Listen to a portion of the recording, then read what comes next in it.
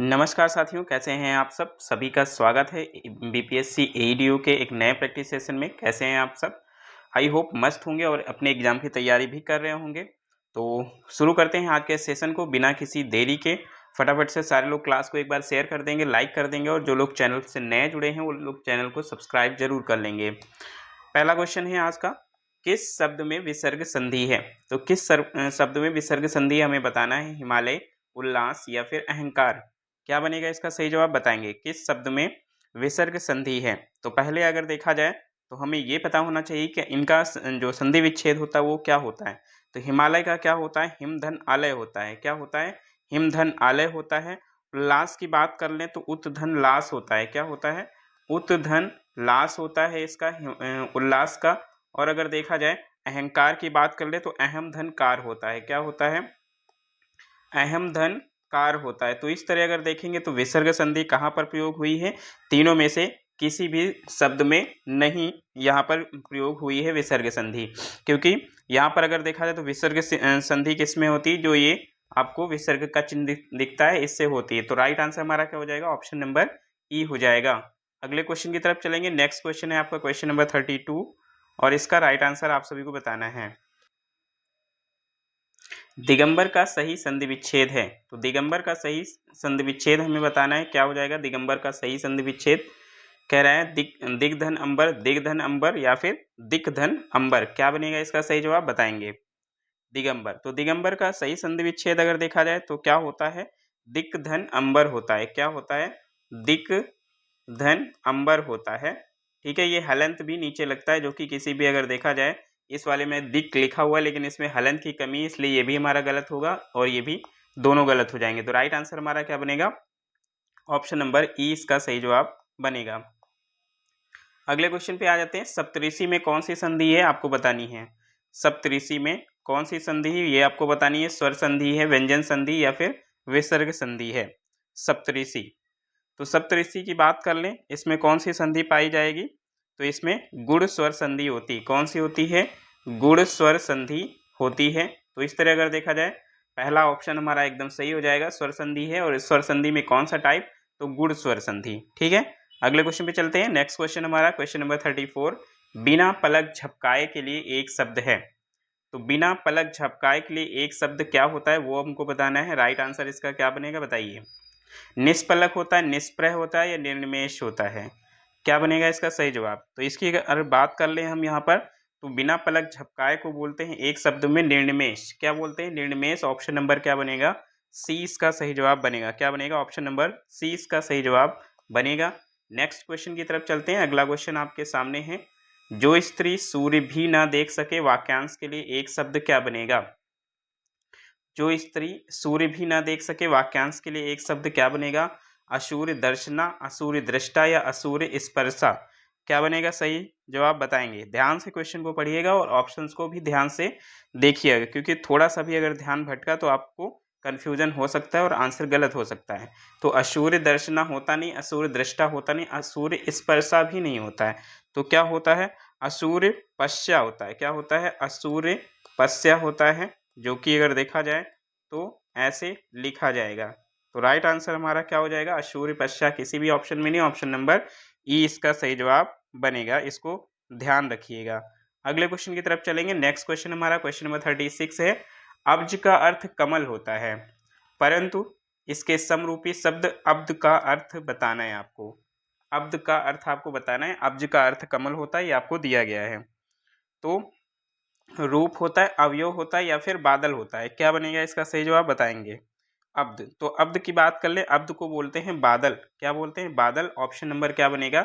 सी इसका सही जवाब बन जाएगा। क्या बनेगा? सी इसका सही जवाब बन जाएगा। नेक्स्ट क्वेश्चन की तरफ चलेंगे। कह रहा है अनेकार्थी शब्द दिए गए हैं, एक अर्थ के साथ ही लिखा है, दूसरा अर्थ बताना है आपको। तो कनक का यहाँ पर क्या होता है? धतूरा। और दूसरा अर्थ इसका क्या होता है वो आपको बताना है। तो दूसरा अर्थ प्रसाद होता है, कसौटी होता है या आभूषण। क्वेश्चन आपकी समझ में आ गया होगा कि कनक के दो अर्थ होते हैं, एक तो धतूरा और दूसरा क्या होता है वो आपको बताना है। तो कनक की बात कर लें। कनक यानी कि एक अर्थ होता है धतूरा और दूसरा अर्थ होता है सोना। क्या अर्थ होता है? सोना। तो सोना चूंकि ऑप्शन में नहीं दे रखा है, इसलिए हमारा राइट आंसर क्या बन जाएगा? राइट आंसर हमारा ऑप्शन नंबर ई बन जाएगा। क्लियर है। चलिए अगले क्वेश्चन में, नेक्स्ट क्वेश्चन की तरफ चलते हैं। नेक्स्ट क्वेश्चन आपका है जल, प्राण, पुत्र किस शब्द का अनेकार्थी है? तो 3 शब्द यहाँ पर दिए गए हैं, जल, प्राण, पुत्र, ये तीनों किसके अनेकार्थी शब्द हैं? औषधि के, जीवन के या फिर तत्व के? क्या बनेगा इसका सही जवाब बताएंगे। Question number 38। तो इसकी बात कर लें, ये सभी किसके अर्थ हैं? तो ये सभी जीवन के अर्थ हैं। किसके? जीवन के अनेकार्थी शब्द है। जीवन का मतलब जल भी होता है, प्राण भी होता है और पुत्र भी होता है। अगले क्वेश्चन की तरफ चलेंगे। क्वेश्चन नंबर आपका 39। आइए देखते हैं क्वेश्चन क्या दे रखा है। तो क्वेश्चन है पुलोमा का पर्यायवाची शब्द है। आपको बताना है पुलोमा का पर्यायवाची शब्द दिए गए ऑप्शंस में से कौन है? सची, उमा या फिर कंज? क्या बनेगा इसका सही जवाब बताएंगे। तो फटाफट से सभी का आंसर आप सभी को करना है। टोटल 70 क्वेश्चन होते हैं। आप सभी को बताया कितने मार्क्स आपके आ रहे हैं लास्ट में, वो आप सभी को चेक करना है। तो पुलोमा के पर्यायवाची की बात कर लें यहाँ पर, तो पुलोमा का जो पर्यायवाची होता है वो सची होता है। क्या होता है? सची का पर्यायवाची होता है। इसके अलावा इंद्राणी और इंद्रा भी इसका पर्यायवाची होता है। क्या होता है? इंद्राणी और इंद्रा भी इसका पर्यायवाची होता है। नेक्स्ट क्वेश्चन की बात कर ले। क्वेश्चन नंबर आपका 40 है, निम्न में से किरण का पर्यायवाची नहीं है। कौन सा इसमें से एक किरण का पर्यायवाची नहीं है? मयूख, अंशु, प्रकाश? क्या बनेगा इसका सही जवाब बताएंगे। कौन सा एक किरण का पर्यायवाची नहीं है? तो किरण की बात कर लें, प्रकाश इसका पर्यायवाची नहीं होता है। प्रकाश इसका पर्यायवाची नहीं है। बाकी मयूख, अंशु इसका पर्यायवाची है। अगले क्वेश्चन में चलेंगे। क्वेश्चन नंबर आपका 41 है, अतनु का पर्यायवाची शब्द है। तो अतनु का पर्यायवाची शब्द आपको बताना है। राइट आंसर क्या बनेगा? ईश्वर, कृष्ण या फिर कामदेव? अतनु का पर्यायवाची, तो अतनु के पर्यायवाची की बात कर ले तो इसका जो पर्यायवाची होता है वो कामदेव होता है। क्या होता है? कामदेव होता है। कामदेव के और भी पर्यायवाची होते हैं, जैसे मार। क्या होता है? मार। तो यहाँ पर अगर देखा जाए मार भी अगर ऑप्शन में आएगा तो वो भी आपका सही हो जाएगा। इसके अलावा पंचचर, स्मर, मनोभाव, मनमथ, मीनकेत, कंदर्प, रतिपति, मनोज, मकरध्वज, केतन, पुष्पधनवा, काम, प्रद्युम्न, ये सभी अगर देखा जाए तो कामदेव के पर्यायवाची होते हैं। अगले क्वेश्चन पे आ जाएंगे। नेक्स्ट क्वेश्चन है अर्वाचीन शब्द का विलोम होगा। आपको बताना है अर्वाचीन शब्द का विलोम क्या होगा? प्राचीन होता है, अद्यतन होता है या अधुनातन होता है? क्या बनेगा इसका सही जवाब बताएंगे। तो अर्वाचीन की बात कर ले, अर्वाचीन शब्द का विलोम होता है नवीन। क्या होता है इसका विलोम? तो इसका विलोम होता है नवीन। तो नवीन किसी भी ऑप्शन में दिया है बताइए। तो नवीन अगर देखा जाए, सॉरी, अर्वाचीन शब्द का यहाँ पर क्या पूछा है? विलोम पूछा है। तो अर्वाचीन शब्द का मतलब होता है नवीन, और इसके विलोम की बात कर ले, इसका जो विलोम होता है वो क्या होता है? प्राचीन होता है। ठीक है, अर्वाचीन का मतलब क्या होता है? नवीन होता है, और इसका जो विलोम होता है वो क्या होता है? प्राचीन होता है। अगले क्वेश्चन पे चलेंगे। क्वेश्चन नंबर आपका 43, आविर्भाव शब्द का विलोमार्थी क्या है? आपको बताना है आविर्भाव शब्द का विलोमार्थी क्या है? प्रादुर्भाव, प्रकट या फिर तिरोभाव? क्या बनेगा इसका जवाब बताएंगे। आविर्भाव, तो आविर्भाव की बात कर ले तो इसका जो विलोम होता है वो क्या होता है? तिरोभाव होता है। क्या होता है? तिरोभाव होता है। इसके अलावा बात कर ले, जैसे प्रकट दिया हुआ है, तो प्रकट का विलोम गुप्त होता है या फिर अप्रकट होता है? क्या होता है? गुप्त होता है या फिर अप्रकट होता है। नेक्स्ट क्वेश्चन की तरफ चलेंगे। अगला क्वेश्चन आपका क्वेश्चन है यथार्थ का विलोम है। यथार्थ का विलोम क्या होता है? कृत्रिम होता है, आदर्श होता है या फिर उचित होता है? क्या बनेगा इसका सही जवाब बताएंगे। तो यथार्थ की बात कर ले, इसका जो विलोम होता है वो होता है आदर्श। क्या होता है? आदर्श होता है। और कृत्रिम की बात कर ले तो यहाँ पर इसका प्राकृत होता है कृत्रिम का, और उचित का अनुचित हो जाता है। अगले क्वेश्चन पे आएंगे, पांडव शब्द में कैसा प्रत्यय है? पांडव शब्द में कैसा प्रत्यय है ये आपको बताना है। कदंत प्रत्यय है, तद्धित है या फिर स्त्री? क्या बनेगा इसका सही जवाब बताएंगे। Question number 45। तो इसकी बात कर लें तो यहाँ पर जो प्रत्यय शब्द जुड़ा है वो तद्धित प्रत्यय जुड़ा है। क्या जुड़ा है? तद्धित। और पांडु से आ जुड़ा है। पांडु में क्या जुड़ा है? आ जुड़ा है, और मिलकर यहाँ पर तद्धित प्रत्यय के जरिए पांडव बना हुआ है। अगले क्वेश्चन में चलेंगे। अगला क्वेश्चन क्या है आइए देखते हैं। क्वेश्चन नंबर आपका 46, मिठास शब्द में किस प्रत्यय का प्रयोग है? आपको बताना है मिठास शब्द में किस प्रत्यय का प्रयोग किया गया है? मीठा, ठास या फिर आस? क्या बनेगा इसका सही जवाब बताएंगे। Question number 46। तो इसकी बात कर ले, इसमें आस प्रत्यय जुड़ा हुआ है। क्या जुड़ा हुआ है?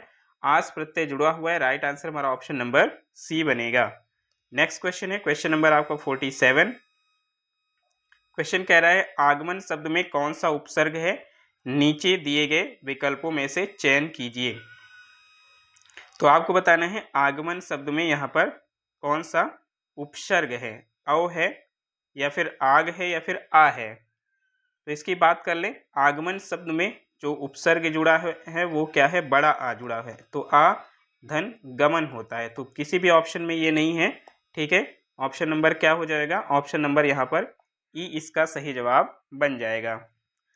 अगले क्वेश्चन पे चलेंगे। अगला क्वेश्चन क्या है, आइए देखते हैं। क्वेश्चन नंबर आपका 48, निम्न में कौन सा शब्द देशज है, ठीक है।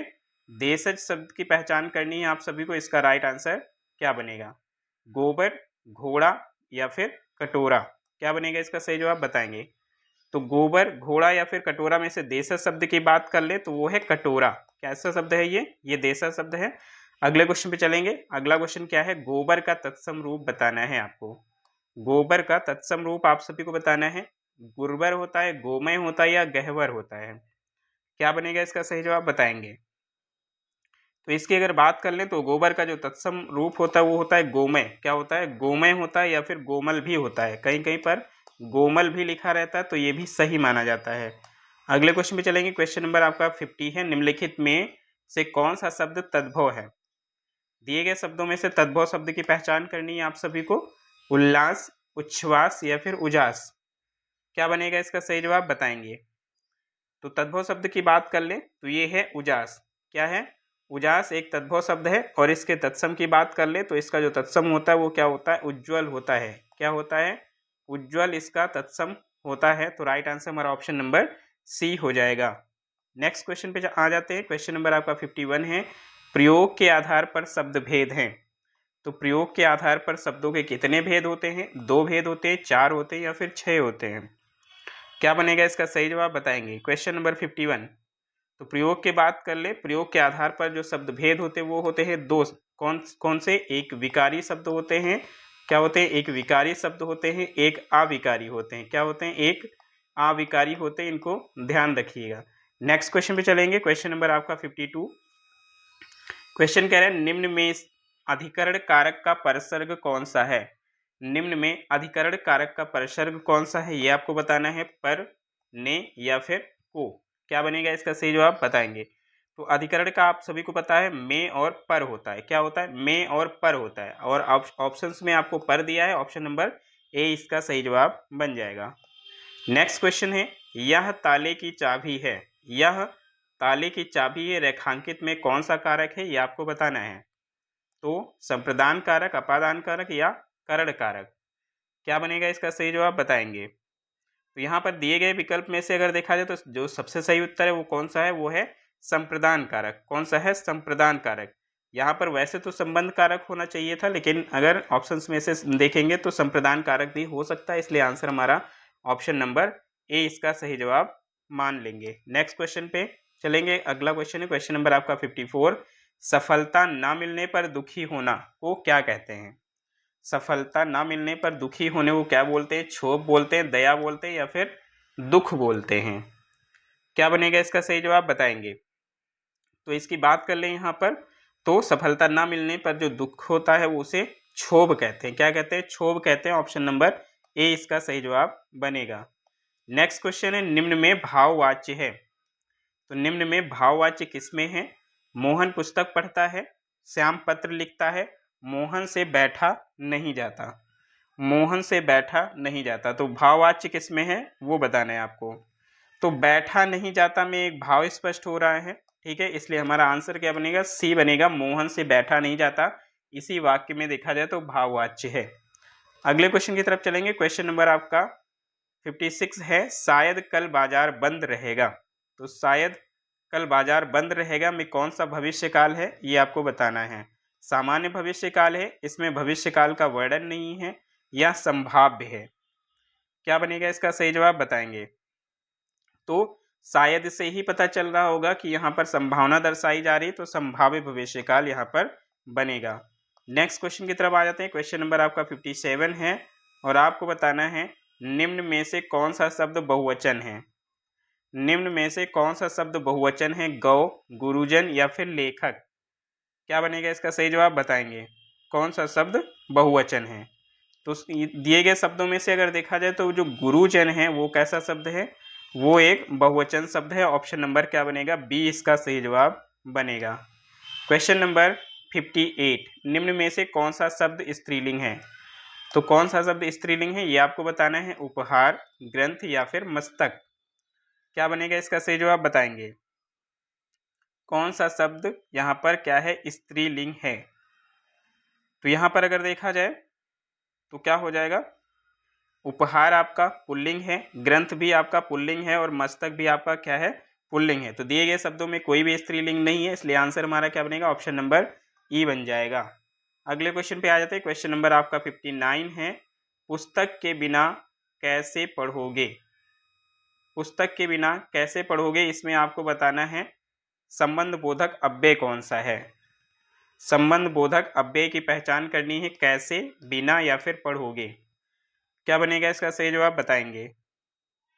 तो इसकी बात कर ले। यहाँ पर बिना, बिना के यहाँ पर संबंध दिखा रहे तो संबंध बोधक अव्यय इसी में हो जाएगा। क्लियर है? चले अगले क्वेश्चन पे।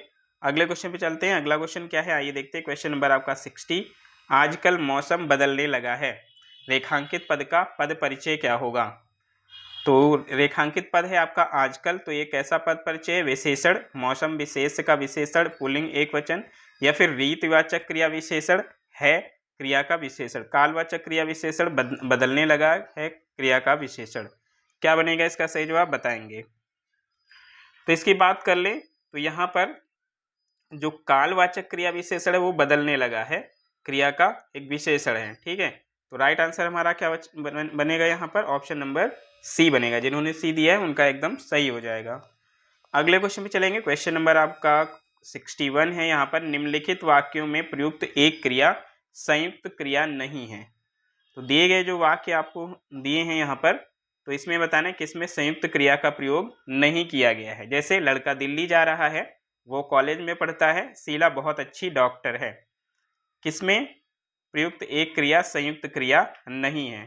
तो इसमें अगर देखा जाए तो शीला बहुत अच्छी डॉक्टर है, इसमें संयुक्त क्रिया का प्रयोग नहीं किया गया है। ठीक है, शीला बहुत अच्छी डॉक्टर है, यहाँ पर ऑप्शन नंबर सी इसका सही जवाब हो जाएगा। अगले क्वेश्चन में चलेंगे। अगला क्वेश्चन क्या है? क्वेश्चन नंबर आपका 62, निम्नलिखित प्रश्न में 4 विकल्पों में से उस विकल्प का चयन करें जो क्रिया के भेद वाला सही विकल्प है। तो बताना है आपको, दीपा ने गाय को चारा खिलाया। तो दीपा ने गाय को चारा खिलाया, ये क्या है? नाम धातु है, या द्विकर्मक क्रिया है, या प्रेरणार्थक क्रिया है। कैसी क्रिया है बताएंगे। दीपा ने गाय को चारा खिलाया, तो इसकी अगर बात कर ले तो यहाँ पर द्विकर्मक क्रिया है। कौन सी क्रिया है? द्विकर्मक क्रियाएं होती। जैसे अगर देखा जाए दो कर्म कौन से, एक तो गाय को और दूसरा चारा। ठीक है, तो यहाँ पर दो कर्म हो जाएंगे। तो राइट आंसर हमारा ऑप्शन नंबर बी बनेगा। नेक्स्ट क्वेश्चन पे चलेंगे। क्वेश्चन नंबर आपका 63 है, विशेष शब्द है। दिए गए ऑप्शंस में से आपको विशेष शब्द बताना है। कौन सा है? रामलला, बुद्धिमती स्त्री, या फिर सीताराम। क्या बनेगा इसका सही जवाब बताएंगे। कौन सा इसमें विशेष शब्द है? तो विशेष शब्द की बात कर लें तो इसमें क्या हो जाएगा? बुद्धिमती, सॉरी सीता राम। क्या हो जाएगा? सीता राम। तो ऑप्शन नंबर क्या बनेगा? सी इसका सही जवाब बन जाएगा। नेक्स्ट क्वेश्चन है आपका क्वेश्चन नंबर 64, नीली साड़ी में कौन सा विशेषण है? आपको बताना है नीली साड़ी में कौन सा विशेषण है। संख्यावाचक है, परिमाणवाचक है, या फिर गुणवाचक है। क्या बनेगा इसका सही जवाब बताएंगे। तो नीली साड़ी क्या है? गुण उसका साड़ी का दर्शा रहा है, तो ये कैसा हो जाएगा? ये हो जाएगा गुणवाचक। ऑप्शन नंबर सी इसका सही जवाब बन जाएगा। अगले क्वेश्चन की तरफ बढ़ते हैं। क्वेश्चन नंबर आपका 65, आइए देखते हैं क्या है क्वेश्चन नंबर 65 में। क्वेश्चन दिया हुआ है, निम्नलिखित वाक्य में सर्वनाम पदबंध क्या है? तो सर्वनाम पदबंध यहाँ पर बताना है, परेशानी में उलझा हुआ मैं कुछ भी नहीं कर पाया।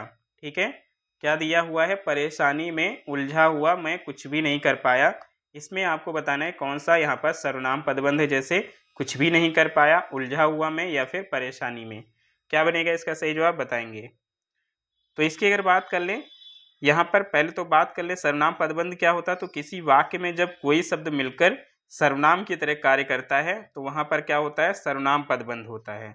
ठीक है, तो देखा जाए तो परेशानी में उलझा हुआ मैं कुछ भी नहीं कर पाया, वाक्य में जो सर्वनाम पदबंध है वो है परेशानी में उलझा हुआ मैं। क्या होना चाहिए? परेशानी में उलझा हुआ मैं, ये इतना अगर देखा जाए तो ये सर्वनाम पदबंध है।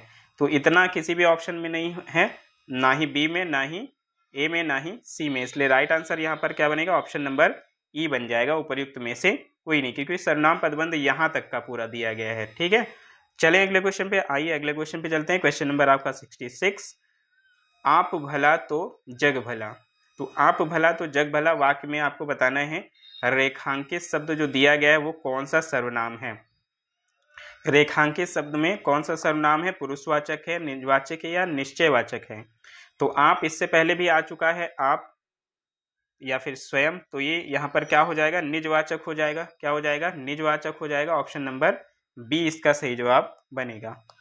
नेक्स्ट क्वेश्चन है, इनमें से कौन सा शब्द भाववाचक संज्ञा नहीं है। इनमें से कौन सा शब्द भाववाचक संज्ञा नहीं है, मनाही, विद्वता या फिर सोना। क्या बनेगा इसका सही जवाब, बताएंगे कौन सा यहाँ पर भाववाचक संज्ञा नहीं है। तो इसकी अगर बात कर ले तो यहाँ पर जो भाववाचक संज्ञा नहीं है वो क्या है, सोना। सोना यहाँ पर अगर देखा जाए तो द्रव्यवाचक संज्ञा कैसी है, द्रव्यवाचक संज्ञा। नेक्स्ट क्वेश्चन, क्वेश्चन नंबर 68, निम्नलिखित में से कौन सा व्यक्तिवाचक संज्ञा नहीं है। कौन सा व्यक्तिवाचक संज्ञा नहीं है, कौवा, होली या फिर हिमालय। क्या बनेगा इसका सही जवाब, बताएंगे। तो यहाँ पर अगर देखा जाए हिमालय नाम होता है, होली भी एक त्यौहार है प्रसिद्ध, तो ये दोनों व्यक्तिवाचक संज्ञा। लेकिन कौवा की बात कर लें, कौवा किस में आएगा, कौवा किसी का नाम नहीं बल्कि जाति में आएगा। किस में आएगा, तो ये जातिवाचक संज्ञा में आएगा। ऑप्शन नंबर ए इसका सही जवाब बनेगा। क्वेश्चन नंबर 69, निम्नलिखित में एक की वर्तनी अशुद्ध है और वो वर्तनी आपको बतानी कौन सी, किसमें अशुद्ध है, सुसूर्षा, ये वाला या फिर वेशभूषा की वर्तनी अशुद्ध है। किसकी वर्तनी अशुद्ध है, बताएंगे। क्वेश्चन नंबर 69 का आंसर आपको करना है। तो यहाँ पर अगर देखा जाए जो अशुद्ध शब्द दिया है वो सुसूर्षा दिया है। कौन सा, ये शुश्रूषा जो दिया है ये यहाँ पर क्या दिया है, गलत दिया है। और इसकी जो शुद्ध वर्तनी होगी वो कौन सी होगी, ऑप्शन नंबर जो ए में दी गई ये शुद्ध वर्तनी है। क्लियर है। तो इससे यहाँ पर अगर देखा जाए वेशभूषा भी सही है, तो आंसर हमारा अशुद्ध पूछा था, अशुद्ध हमारा ऑप्शन नंबर बी का है। नेक्स्ट क्वेश्चन पे चलेंगे। क्वेश्चन नंबर आपका 70, निम्नलिखित में शुद्ध वर्तनी वाला शब्द कौन सा है। शुद्ध वर्तनी वाला शब्द बताना है, कौन सा उच्च श्रृंखल यहाँ पर सही है, और इसको हमने कराया भी है। ठीक है, तो जिन लोगों ने पिछली क्लासेस देखी हुई हैं तो वो आसानी से कर ले जाएंगे। तो यहाँ पर क्या होता है उच्च श्रृंखल होता है। तो ऑप्शन नंबर क्या बनेगा, सी इसका सही जवाब बनेगा। नेक्स्ट क्वेश्चन की तरफ चलेंगे। क्वेश्चन नंबर 71, मनोविकार सूचक शब्दों, वाक्यांशों तथा वाक्यों के अंत में किस चिन्ह का प्रयोग होता है। तो मनोविकार सूचक शब्दों, वाक्यांशों तथा वाक्यों के अंत में विस्मय बोधक होता है या फिर प्रश्नवाचक होता है या अर्धविराम होता है। क्या होता है, बताएंगे। तो इसमें होता है विस्मय बोधक, अंत में क्या कौन सा चिन्ह होता है, विस्मय बोधक होता है यहाँ पर। ऑप्शन नंबर ए इसका सही जवाब बनेगा।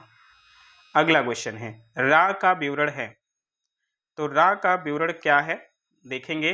तो वर्ष, लुंठित, सघोष, अल्पप्राण व्यंजन या फिर वर्ष पार्श्विक सघोष महाप्राण व्यंजन या फिर वर्ष संघर्षी अघोष अल्प प्राण व्यंजन। कौन सा ऑप्शन यहाँ पर सही होगा, बताएंगे। क्वेश्चन नंबर 72, तो इसकी बात कर लें यहाँ पर तो क्या हो जाएगा, वर्ष, लुंठित, सघोष और अल्प प्राण व्यंजन, यानी ऑप्शन नंबर ए हमारा यहाँ पर क्या बनेगा, एकदम सही जवाब बनेगा। इसको ध्यान से देख लेंगे। नेक्स्ट क्वेश्चन हमारा क्वेश्चन नंबर 73 और कह रहा है कि भाषा विज्ञान की दृष्टि से ऊ किस प्रकार का स्वर है। तो ऊ किस प्रकार का स्वर है, पश्च विवृत है, अग्र संवर्त है या अग्र विवृत है। क्या बनेगा इसका सही जवाब, बताएंगे। क्वेश्चन नंबर 73, तो यहाँ पर अगर देखा जाए भाषा विज्ञान की दृष्टि से ऊ और ऊ पश्च संवृत स्वर हैं। कैसे हैं, पश्च संवृत स्वर हैं। तो यहाँ पर अगर देखा जाए पश्च संवृत जो है किसी भी ऑप्शन में दिया है तो नहीं दिया है, पश्च विवृत दिया है लेकिन संवृत नहीं दिया है। यहाँ अग्र संवृत होगा नहीं, अग्र विवृत भी नहीं होगा, क्या होगा, पश्च संवृत होगा। तो राइट आंसर हमारा ऑप्शन नंबर ई बनेगा। क्या बनेगा, ई इसका सही जवाब बनेगा। आ जाते हैं अगले क्वेश्चन पे। क्वेश्चन नंबर आपका 74, कौन हिंदी की उपभाषा नहीं है, आपको बताना है। कौन हिंदी की उपभाषा नहीं है ये आपको बताना है। राइट आंसर इसका क्या बन जाएगा, मराठी, पश्चिमी हिंदी या फिर पूर्वी हिंदी। तो हिंदी की उपभाषा जो नहीं है वो कौन सी नहीं है, मराठी नहीं है। कौन सी नहीं है, मराठी नहीं है। और इस पे विवाद भी बहुत होता है, आप सभी ने देखा हुआ है। नेक्स्ट क्वेश्चन पे चलते हैं। अगला क्वेश्चन, क्वेश्चन नंबर 75, कितने पाकिस्तान के लेखक कौन हैं? कितने पाकिस्तान के लेखक कौन हैं बताना है। कमलेश्वर, हरिवंश राय बच्चन या श्रीलाल शुक्ल। तो इसकी बात कर लें तो कितने पाकिस्तान जो लेखक हैं वो हैं कमलेश्वर जी। कौन है? कमलेश्वर जी हैं। ऑप्शन नंबर ए इसका सही जवाब बन जाएगा। नेक्स्ट क्वेश्चन की तरफ चलेंगे। अगला क्वेश्चन है, उर्वशी किसकी रचना है? तो काफ़ी प्रसिद्ध पुस्तक है उर्वशी। इसके रचनाकार कौन है? रामवृक्ष बेनीपुरी जी हैं, रामधारी सिंह दिनकर जी हैं या सियाराम सरल जी हैं। क्या बनेगा इसका सही जवाब बताएंगे। तो इसकी बात कर ले, ये रामधारी सिंह दिनकर की पुस्तक है। किसकी? रामधारी सिंह दिनकर की। ऑप्शन नंबर क्या बनेगा? बी इसका सही जवाब बनेगा और इसके लिए इन्हें ज्ञानपीठ पुरस्कार भी दिया गया था। नेक्स्ट क्वेश्चन है, रचनाकार और रचना का कौन सा युग्म सही नहीं है? रचनाकार और रचना का कौन सा युग्म सही नहीं? जैसे तुलसीदास जी रामचरितमानस की रचना किए हैं, कुतुबुल मृगावत की रचना की और मंजन चित्रावली की रचना किए हैं। कौन सा गलत दिया है ये आपको बताना है, हम बताएंगे। तो इसकी बात कर ले, तुलसी जी रामचरितमानस की रचना किए हैं, एकदम सही दिया है। कुतुबन की बात कर ले तो मृगावत की रचना किए हैं, ये भी सही है। और मंझन का यहाँ पर दिया है चित्रावली, चित्रावली नहीं बल्कि यहाँ पर क्या हो जाएगा? मधुमालती हो जाएगा। क्या हो जाएगा? मंजन ने किसका किया है? तो मधुमालती की रचना की है, ना कि चित्रावली की। तो राइट आंसर क्या बनेगा? राइट आंसर हमारा ऑप्शन नंबर सी बनेगा। और चित्रावली की बात कर ले, चित्रावली की रचना किसने की है? तो शेख उस्मान ने किया है। किसने किया है? शेख उस्मान जी ने किया है। तो इनको भी याद रखिए। राइट आंसर हमारा ऑप्शन नंबर सी है। अगले क्वेश्चन की तरफ चलेंगे। अगला क्वेश्चन आपका क्वेश्चन नंबर 78 कह रहा है, दिए गए विकल्पों में से निर्गुण भक्ति काव्य के प्रमुख कवि कौन हैं? तो निर्गुण भक्ति काव्य के प्रमुख कवि कौन हो जाएंगे? सूरदास हो जाएंगे, कबीर दास हो जाएंगे या फिर तुलसीदास हो जाएंगे, बताएंगे। तो आप सभी को पता है सूरदास और तुलसीदास सगुण भक्ति के हैं और जो कबीर दास हैं वो निर्गुण भक्ति के हैं। तो ऑप्शन नंबर क्या बनेगा? बी इसका सही जवाब बनेगा। अब 79 से लेकर 81 तक के जो क्वेश्चन है वो गद्यांश पर आधारित है। इसके लिए आपको गद्यांश को अच्छे से पढ़ना है मेरे साथ साथ, ठीक है। कह रहा है कि आज विश्व भर में बेकारी ने विकराल रूप धारण कर रखा है। यह समस्या भारत को भी घुन की तरह खाए जा रही है। बेकारी का वास्तविक अर्थ है आजीविका, कमाने में या तो असमर्थ होना या फिर बना दिया जाना। इस समस्या का एकमात्र कारण आज की शिक्षा प्रणाली है, जो केवल अंग्रेजी शिक्षा पर बल देती है। यह केवल पुस्तकीय ज्ञान देती है, व्यवहारिक ज्ञान का इसमें सर्वथा अभाव है। आज देश भर में दो तरह की बेकारी है, शिक्षितों में बेकारी और अशिक्षितों में बेकारी। शिक्षित वर्ग केवल कार्यालय में बैठकर कलम चलाने में ही विश्वास रखता है, वह कोई छोटा काम नहीं करना चाहता। अशिक्षित वर्ग काम की तलाश में शहर आता है और काम न मिलने पर बेकार रहता है। इस समस्या का हल केवल यही है कि शिक्षित वर्ग के लिए शिक्षा प्रणाली में संशोधन किया जाए और अशिक्षित वर्ग गांव में ही रहकर खेती बाड़ी का काम देखे। बहुत ही प्यारा यहाँ पर गद्यांश है। अब आइए इसके देखते हैं कौन कौन से इस पर क्वेश्चन बनते हैं। चलिए देखते हैं। क्वेश्चन नंबर 79 कह रहा है, कौन सी समस्या भारत को घुन की तरह खाए जा रही है? तो अशिक्षा की समस्या, गरीबी की समस्या या फिर बेकारी की समस्या। क्या बनेगा इसका सही जवाब बताएंगे। तो यहाँ पर अगर देखा जाए, आप सभी ने अगर गद्यांश को अच्छे से पढ़ा तो जो बेकारी की समस्या है वो भारत को घुन की तरह खाए जा रही। कौन सी समस्या? बेकारी की समस्या। नेक्स्ट क्वेश्चन है, आज की शिक्षा प्रणाली में किसका अभाव है? आपको बताना है आज की जो शिक्षा प्रणाली है उसमें किसका अभाव है? नैतिक ज्ञान का, हिंदी ज्ञान का या अंग्रेजी ज्ञान का। तो पॉज करके आप ऊपर जाके फिर से गद्यांश में भी देख सकते हैं कि आधुनिक शिक्षा प्रणाली में व्यवहारिक ज्ञान का अभाव है। किसका? तो व्यवहारिक ज्ञान का यहाँ पर अगर देखा जाए तो अभाव है, इसलिए यहाँ पर व्यवहारिक ज्ञान किसी भी ऑप्शन में नहीं दिया है। तो राइट आंसर हमारा ऑप्शन नंबर ई बनेगा। क्या बनेगा? ई इसका सही जवाब बनेगा।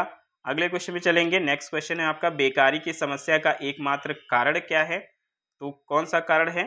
शिक्षा प्रणाली है, धर्म प्रणाली है या जीवन प्रणाली है? तो आप सभी को पता है कि यहाँ पर जो बेकारी की समस्या का जो एकमात्र कारण है वो हमारी शिक्षा प्रणाली है। क्या है? शिक्षा प्रणाली। ऑप्शन नंबर ए इसका सही जवाब बनेगा। नेक्स्ट क्वेश्चन पे आ जाते हैं। क्वेश्चन नंबर 82 आपके सामने है और यहाँ पर निम्नलिखित प्रश्न में 4 विकल्पों में से उस सही विकल्प का चयन करना है जो दिए गए वाक्य के अंग्रेजी अनुवाद का सही विकल्प है। तो यहाँ पर आपको बताना है। तो कह रहा है कि विद्यार्थियों को चाहिए कि पहले योग्य बने फिर राजनीति करें। यहाँ पर आप देख सकते हैं, कह रहा है कि विद्यार्थियों को चाहिए कि पहले योग्य बने फिर राजनीति करें। इसका ट्रांसलेशन करना है आपको इंग्लिश में। कह रहा है students should be eligible before and then do politics. दूसरा है students should do politics before and then be eligible. तीसरा है students should not be eligible before and then do politics. क्या बनेगा इसका सही जवाब बताएंगे। इसका सही अनुवाद क्या होगा। तो इसमें अगर देखा जाए तो पहला वाला ही हमारा सही है, students should be eligible before and then do politics. विद्यार्थियों को चाहिए कि पहले वो योग्य बने फिर राजनीति करें। आंसर हमारा ऑप्शन नंबर ए बन जाएगा। अगले क्वेश्चन पे चलेंगे। क्वेश्चन नंबर आपका 83 कह रहा है उनके द्वारा अपना काम अब तक समाप्त नहीं किया गया है। इसका अंग्रेजी में अनुवाद क्या होगा। उनके द्वारा अपना काम अब तक समाप्त नहीं किया गया है। तो by them their work has yet not been finished. Their work has not yet been finished by them. Their work has not been finished yet. आपको बताना है कौन सा इसमें से सही अनुवाद होगा। तो इसमें अगर देखा जाए तो बी वाला ही सही अनुवाद है, Their work has not yet been finished by them। इसका ये सही उत्तर हो जाएगा। ऑप्शन नंबर बी इसका सही जवाब बनेगा। क्लियर है। चलिए अगले क्वेश्चन में, नेक्स्ट क्वेश्चन की तरफ चलते हैं। कह रहा है सभी राज्य सरकारों को भेजा जाने वाला जो सरकारी पत्र है वो क्या कहलाता है। स्मारक कहलाता है, अधिसूचना कहलाता है या परिपत्र कहलाता है। तो जो सभी राज्य सरकारों को भेजा जाने वाला जो सरकारी पत्र होता है उसको हम सभी बोलते हैं क्या, परिपत्र। क्या बोलते हैं उसको, परिपत्र बोलते हैं। ऑप्शन नंबर क्या हो जाएगा, सी इसका सही जवाब बनेगा। नेक्स्ट क्वेश्चन पे आते हैं। क्वेश्चन नंबर आपका 85 पत्र के संबंध में निम्नलिखित में से किसको अभिवादन कहते हैं। तो पत्र के संबंध में किसको अभिवादन बोला जाता है, पिता पुत्र को, शुभाशीष या प्रिय पुत्र को। क्या बनेगा इसका सही जवाब बताएंगे। क्वेश्चन नंबर आपका यहाँ पर 85 है, इसका आंसर आप सभी को करना है। तो इसकी बात कर लें तो यहाँ पर क्या बनेगा, जो शुभाशीष होता है उसको अभिवादन बोलते हैं। क्या बोलते हैं, अभिवादन बोलते हैं। राइट आंसर हमारा ऑप्शन नंबर बी हो जाएगा। नेक्स्ट क्वेश्चन पे चलते हैं। अगला क्वेश्चन, क्वेश्चन नंबर आपका 86 चिराग गुल पगड़ी गायब। तो चिराग गुल पगड़ी गायब, इसमें आपको बताना है इस मुहावरे का अर्थ क्या होगा। मौका मिलते ही धन को उड़ा दिया जाना या अंधेरा होने पर संख्या समय दिया बुझाना। क्या बनेगा इसका सही जवाब बताएंगे। तो इसका मतलब होता है मौका मिलते ही धन को उड़ा दिया जाना। ऑप्शन नंबर ए इसका सही जवाब बनेगा। नेक्स्ट क्वेश्चन है अपना रंग जमाना। तो अपना रंग जमाना मुहावरे का अर्थ क्या होता है, प्रभावित करना, उपेक्षा करना या सेखी बघारना। क्या बनेगा इसका सही जवाब बताएंगे। तो अपना रंग जमाने का मतलब है प्रभावित करना। क्या करना, प्रभावित करना। ऑप्शन नंबर ए इसका सही जवाब बनेगा। नेक्स्ट क्वेश्चन है आपका भाषा में शब्द और अर्थ की दृष्टि से सौंदर्य उत्पन्न करते हैं। तो भाषा में शब्द और अर्थ की दृष्टि से कौन सौंदर्य उत्पन्न करता है, रस, अलंकार या फिर गुण। क्या बनेगा इसका सही जवाब बताएंगे। तो ये अलंकार उत्पन्न करते हैं सौंदर्य। ऑप्शन नंबर क्या बनेगा, बी इसका सही जवाब बनेगा। अगला क्वेश्चन है यहाँ पर, क्वेश्चन कह रहा है जहां उपमेय में उपमान की समानता व्यक्त की जाती वह कौन सा अलंकार होता है। जहां उपमेय में उपमान की समानता व्यक्त की जाती वहाँ उत्प्रेक्षा होता, उपमा होता है या रूपक अलंकार होता है। तो इसकी अगर बात कर ले तो यहाँ पर होता है उत्प्रेक्षा अलंकार। क्या होता है, उत्प्रेक्षा अलंकार होता है। ऑप्शन नंबर ए इसका सही जवाब हो जाएगा। क्या हो जाएगा, ऑप्शन नंबर ए इसका सही जवाब हो जाएगा। अगले क्वेश्चन में चलेंगे। चिर जीवो जोरी जुरे क्यों न स्नेह गंभीर को घटिए वृष भानुजा वे हलधर के वीर में कौन सा अलंकार है। इसमें आपको अलंकार बताना है, कौन सा अलंकार हो जाएगा बताएंगे। वक्रोक्ति हो जाएगा या फिर यमक या फिर श्लेष। क्या बनेगा इसका सही जवाब बताएंगे। तो इसकी अगर यहाँ पर बात कर ले तो यहाँ पर हो जाएगा आपका श्लेष अलंकार। क्या हो जाएगा, श्लेष अलंकार हो जाएगा। ऑप्शन नंबर सी इसका सही जवाब बनेगा। ठीक है, नेक्स्ट क्वेश्चन पे आ जाते हैं। अगला क्वेश्चन क्या है आइए देखते हैं। क्वेश्चन नंबर 91 वही मनुष्य है कि जो मनुष्य के लिए मरे, पंक्ति में कौन सा अलंकार है। वही मनुष्य है जो मनुष्य के लिए मरे, पंक्ति में कौन सा अलंकार हो जाएगा, अनुप्रास, यमक या फिर श्लेष अलंकार हो जाएगा। तो इसमें अगर देखा जाए तो लाटा अनुप्रास अलंकार है। कैसा अलंकार है, तो लाटा अनुप्रास अलंकार है, यानी कि अनुप्रास अलंकार का ही भेद है। ऑप्शन नंबर क्या बनेगा, ए इसका सही जवाब बन जाएगा। नेक्स्ट क्वेश्चन, क्वेश्चन नंबर 92 है आपके सामने, और आपको बताना है सोरठा के प्रथम चरण में कितनी मात्राएं होती हैं। 11 होती हैं, 10 होती हैं या फिर 12 होती हैं। क्या बनेगा इसका सही जवाब बताएंगे। क्वेश्चन नंबर 92, तो आप सभी को पता है सोरठा एक अर्ध सममात्रिक छंद है और इसके पहले और तीसरे चरण में 11-11 मात्राएं होती हैं और दूसरे और चौथे चरण में 13-13 मात्राएं होती हैं। तो यहाँ प्रथम पूछा है तो इसमें होती हैं 11। ऑप्शन नंबर क्या बनेगा, बी इसका सही जवाब बनेगा। अगला क्वेश्चन है, निम्नलिखित पंक्तियों में कौन सा रस है। कह रहा है बतरस लालच लाल की मुरली धरी लुकाई, सौंह करे भौहन हंसे तैन कहे नटी जाए। इसमें आपको बताना है कौन सा यहाँ पर रस है, इसका राइट आंसर क्या बनेगा। तो चलिए देखते हैं, ऑप्शंस की तरफ चलते हैं, कौन कौन से ऑप्शंस दिए गए हैं। तो आपको दिया है यहाँ पर शांत रस, वात्सल्य और श्रृंगार रस। इनमें ही आपको बताना है कौन सा रस है। तो इसकी बात कर ले, यहाँ पर आप सभी को पता है श्रृंगार रस है। कौन सा है, श्रृंगार रस। ऑप्शन नंबर सी इसका सही जवाब बनेगा। नेक्स्ट क्वेश्चन है आपके सामने, क्वेश्चन कह रहा है निम्न में से शुद्ध वाक्य पहचानिए। तो शुद्ध वाक्य पहचानना है, वाह कितना घृणित दृश्य है, ओह कितना घृणित दृश्य है, छी कितना घृणित दृश्य है। क्या बनेगा इसका सही जवाब बताएंगे। तो इसकी बात कर लें तो यहाँ पर क्या हो जाएगा, छी कितना घृणित दृश्य है। ऑप्शन नंबर सी इसका सही जवाब बनेगा। क्वेश्चन नंबर 95 है, लिंग की दृष्टि से अशुद्ध वाक्य कौन सा है। लिंग की दृष्टि से अशुद्ध वाक्य कौन सा हो जाएगा, मोटा सा आदमी आया है, आपकी चरित्र अच्छी है, तुम्हारी जेब खाली है। क्या बनेगा इसका सही जवाब बताएंगे। तो इसमें आप सभी को पता है, यहाँ दिया हुआ है आपकी चरित्र अच्छी है, तो आपकी चरित्र अच्छी है नहीं होता है, आपका चरित्र अच्छा है होता है। तो यही हमारा क्या हो जाएगा, गलत हो जाएगा। अगले क्वेश्चन पे आ जाते हैं, क्वेश्चन नंबर आपका 96 है और इसमें आपको बताना है निम्नलिखित वाक्य को मिश्र वाक्य में परिवर्तित करें। मिश्र वाक्य में परिवर्तित करना है, जिसका मुझे भय था वही हुआ, जिसका मुझे भय था वही हुआ, इसको आपको बदलना है मिश्र वाक्य में। तो कह रहा दिए हुए वाक्य में परिवर्तन संभव नहीं है, जो मुझे हुआ है वह भय है, वही हुआ जिसका मुझे भय लगा हुआ था, या इनमें से दो। क्या बनेगा इसका सही जवाब बताएंगे। तो इसकी बात कर ले तो यहाँ पर अगर देखा जाए तो परिवर्तन करना यहाँ पर अगर देखा जाए तो संभव नहीं है, जिसका मुझे भय था वही हुआ, यही इसका सही जवाब हो जाएगा। इसको अगर देखा जाए तो मिश्र वाक्य में परिवर्तित नहीं कर सकते हैं, तो आंसर हमारा ऑप्शन नंबर ए ही हो जाएगा। नेक्स्ट क्वेश्चन है, कूप मंडूक में किस समास की योजना है वो आपको बताना है। कूप मंडूक में कौन सा समास हो जाएगा, बहुब्री हो जाएगा, द्वंद्व हो जाएगा, या तत्पुरुष समास हो जाएगा। क्या बनेगा इसका सही जवाब बताएंगे। तो कूप मंडूक का मतलब होता है जिसका ज्ञान सीमित है वो, तो जिसका ज्ञान सीमित है वो यहाँ पर यानी कि बहुब्री समास बनेगा। क्या बनेगा, बहुब्री समास बनेगा। ऑप्शन नंबर ए इसका सही जवाब बनेगा। नेक्स्ट क्वेश्चन है, सतसई में कौन सा समास है। सतसई में कौन सा समास है, अव्ययी भाव, द्विगु या फिर तत्पुरुष समास। क्या बनेगा इसका सही जवाब बताएंगे। तो जहाँ पर अगर देखा जाए तो संख्या का बोध होता है, वहाँ पर क्या होता है, द्विगु समास होता है। ठीक है, तो यहाँ पर सतसई यानी कि 7, यहाँ पर अगर देखा जाए 700 का समाहार, तो यहाँ पर संख्या आ रही, तो ऑप्शन नंबर 20 का सही जवाब बनेगा। नेक्स्ट क्वेश्चन है, रसोई घर में कौन सा समास है। रसोई घर में कौन सा समास हो जाएगा, अव्ययी भाव, तत्पुरुष या फिर द्विगु समास। क्या बनेगा इसका सही जवाब बताएंगे। तो इसकी बात कर लें, यहाँ पर तत्पुरुष समास बनेगा। क्या बनेगा, तत्पुरुष समास। ऑप्शन नंबर बी इसका सही जवाब बन जाएगा। नेक्स्ट क्वेश्चन और आज का अंतिम प्रश्न, आइए देखते हैं क्या दिया हुआ है।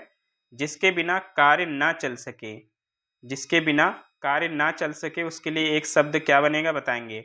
अत्यावश्यक, अपरिहार्य या फिर आवश्यक। क्या बनेगा सही जवाब बताएंगे।